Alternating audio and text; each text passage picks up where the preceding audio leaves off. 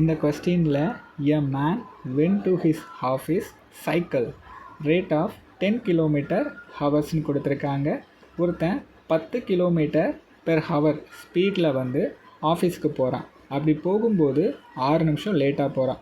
இதில் மினிட்ஸில் கொடுத்துருக்காங்க, இதை ஹவர்ஸில் மாற்றுவோம். மாற்றுறதுக்கு டிவைடட் பை 16 போட்டிங்கன்னா 1/10 ஹவர்ஸ்னு கிடைக்கும். ஸோ மாற்றியாச்சு. ஸோ அப்படி அவன் 10 கிலோமீட்டர் ஸ்பீடில் போனால் 6 நிமிஷம் லேட்டாக போகிறான். எனக்கு லேட்டாக போகிற டைம் தேவையில்லை, கரெக்டான டைம் வேணும். ஸோ அதனால் அந்த 6 நிமிஷத்தை கூட்டிக்கிறேன். கூட்டினா எனக்கு கரெக்டான டைம் கிடச்சிருமா? So when he is increase the speed, 2 kilometre அவன் ஸ்பீடை வந்து கூட்டுறான். கூட்டினா என்ன ஆகும்? 12 கிலோமீட்டர் பெர் ஹவர்ஸ்ன்னு போயிட்டுருக்கான்.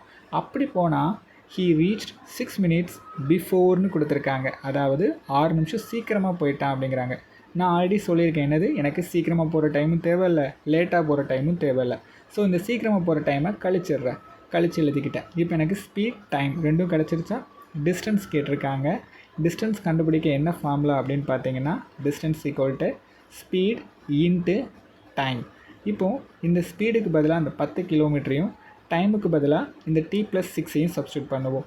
ஸ்பீடுக்கு பதிலாக சப்ஸ்டியூட் பண்ணால் 10 இன்ட்டு, இப்போ இதில் பாருங்களேன் 6ன்னு இருக்குது. நான் என்ன மாற்றிட்டேன்? 1/10 ஹவர்ஸ்ன்னு மாற்றிட்டேன்ல. ஸோ அதை சப்ஸ்டியூட் பண்ணுங்கள்.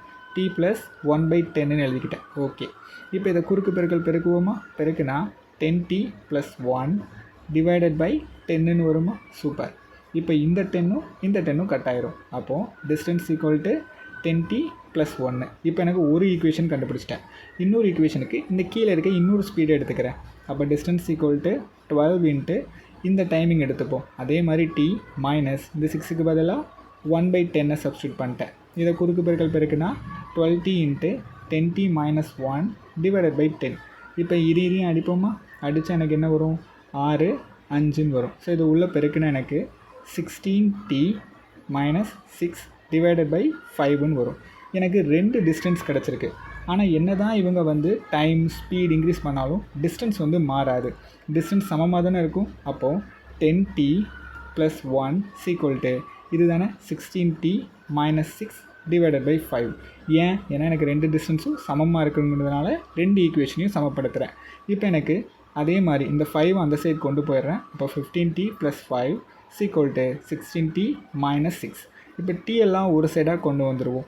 அப்போ இந்த 15t அந்த சைடு போயிடுமா? போச்சுன்னா 16t - 15t = இந்த 6 அந்த சைடு வரும்போது +6ஆக மாறிடுமா?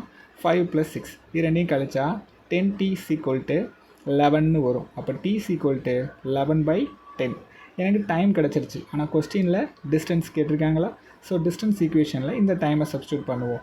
d = 10 இன்ட்டு இந்த டைமை போட்டால் 11/10 + 1. இப்போ இதுவும் கட் ஆயிரும். இது ரெண்டையும் கூட்டினா 12. அப்போது டிஸ்டன்ஸ் எவ்வளோ? 12 கிலோமீட்டர்.